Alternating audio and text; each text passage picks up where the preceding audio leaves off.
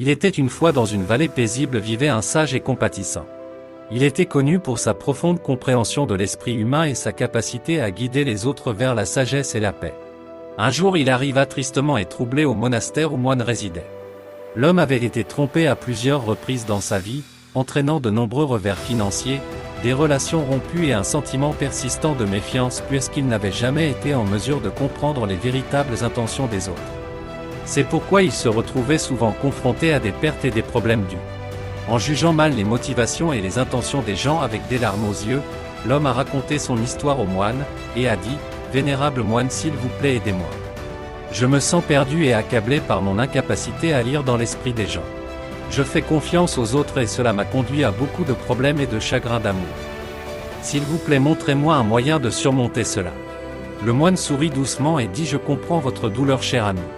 Il est en effet difficile de naviguer dans les complexités des interactions humaines, mais je vais vous apprendre quelques façons de développer une compréhension plus profonde des autres et comment agir en conséquence. » Alors le moine a commencé par dire « Si vous voulez lire dans l'esprit des gens, la première chose que vous devez faire est d'observer les directions du langage corporel et des expressions.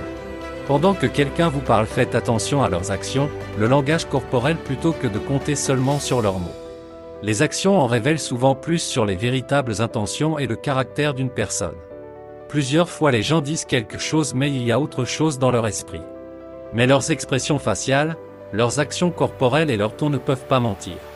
Je vais vous parler de 4 langages corporels pour que vous pouviez lire n'importe qui instantanément. Le premier est le contact visuel. Le contact visuel est essentiel dans la communication. Un contact visuel soutenu montre souvent l'honnêteté ou l'attirance d'engagement. D'autre part, éviter le contact visuel peut indiquer un inconfort ou de la malhonnêteté. Donc si quelqu'un évite le contact visuel avec vous pendant que vous leur parlez, cela signifie que soit cette personne essaie de vous cacher quelque chose, soit cette personne est malhonnête et vous ne pouvez pas compter sur cette personne. En second lieu, observe son sourire. Quand il s'agit de sourire, la bouche peut mentir mais les yeux ne peuvent pas. Sourire sincère, atteindre les yeux plisse la peau pour créer des pas de doigts autour d'eux. Mais un faux sourire ne peut engager que les lèvres. Les gens sourient souvent pour cacher ce qu'ils pensent et ressentent vraiment. Alors la prochaine fois que vous voulez savoir si le sourire de quelqu'un est authentique, cherchez des plis au coin de leurs yeux. S'ils ne sont pas là, alors ce sourire cache quelque chose. Le troisième signe est de remarquer ce qu'ils disent. Si vous rencontrez quelqu'un pour la première fois et s'ils ou leur partenaire de vie pour avoir loué leur ligue de travail ou leurs amis, il y a de fortes chances qu'ils soient jolis. Personne décente elle-même, si quelqu'un lit les autres comme étant gentil, poli, aimant et bien élevé, il est plus probable qu'il possède également ces traits de la même manière. Mais si quelqu'un condamne quelqu'un derrière son dos et décrit les autres comme manipulateurs et méchants, il est possible que la personne elle-même est comme ça et vous devriez vous tenir à l'écart de cette personne.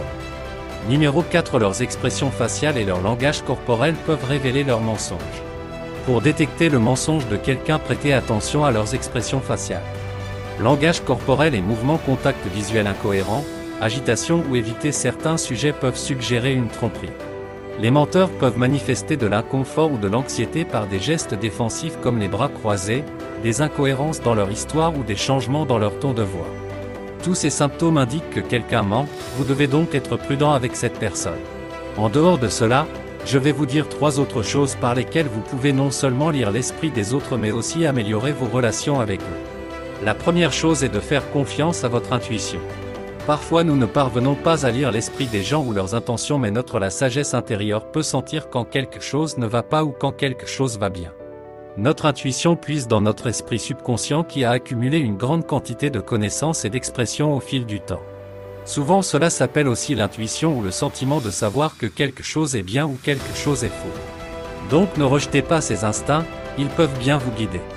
Si vous faites confiance à votre intuition, alors vous pouvez éviter de vous faire avoir et éviter de nombreuses difficultés à venir dans votre vie. La deuxième chose est de cultiver le vide et la compassion. Pour vraiment comprendre les autres, vous devez apprendre à voir le mot à travers leurs yeux. Cultiver l'empathie et la compassion est une pratique qui nous permet de vraiment comprendre les autres. En voyant le mot à travers leurs yeux et en nous mettant à leur place, nous obtenons un aperçu de leurs émotions, pensées et expériences. En nous rapportant à leurs sentiments et motivations, nous encourageons la compréhension. Cela réduit les conflits et favorise la gentillesse, l'empathie et atteint nos vies, créant une société plus compatissante et harmonieuse pour tous. La troisième chose est la pratique de la pleine conscience. La méditation, la pleine conscience signifie être conscient de vos pensées et de vos émotions. Lorsque votre esprit est calme et présent, vous faites de meilleurs jugements et vous répondez à les autres plus sagement. La pleine conscience vous aide à comprendre ce que les autres ressentent, ce qui conduit à une meilleure communication et à moins de problèmes. En restant dans le moment présent, vous faites des choix plus judicieux et évitez les conflits inutiles. Pratiquez la pleine conscience pour une vie plus paisible et compréhensive où vous pouvez naviguer dans les situations avec clarté et empathie. Vous épargnez des problèmes futurs, donc adoptez la pleine conscience et cela enrichira vos relations et apportera de l'harmonie dans votre vie. Malgré tout cela, si vous avez des doutes dans votre esprit ou si vous êtes incapable de prendre une décision, alors demandez l'avis de sages amis de confiance, mentors ou anciens. Leur sagesse et leur point de vue peuvent vous fournir des conseils précieux. Après avoir dit cela, le moine est devenu silencieux. L'homme avait les larmes aux yeux. Après avoir écouté le moine, il avait compris quelles erreurs il avait commises dans le passé, mais il était aussi heureux que maintenant il sache comment rectifier ses erreurs, puis il s'inclina devant le moine avec gratitude dans son cœur et partit de là.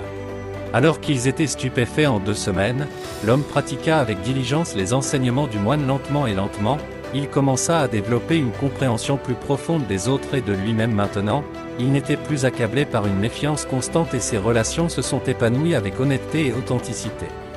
Alors amis, si vous voulez aussi apprendre à lire dans l'esprit des gens et améliorer vos relations avec eux, vous devez adopter ces enseignements dans votre vie et vivre une vie de compréhension, sécurité et joie étrangère.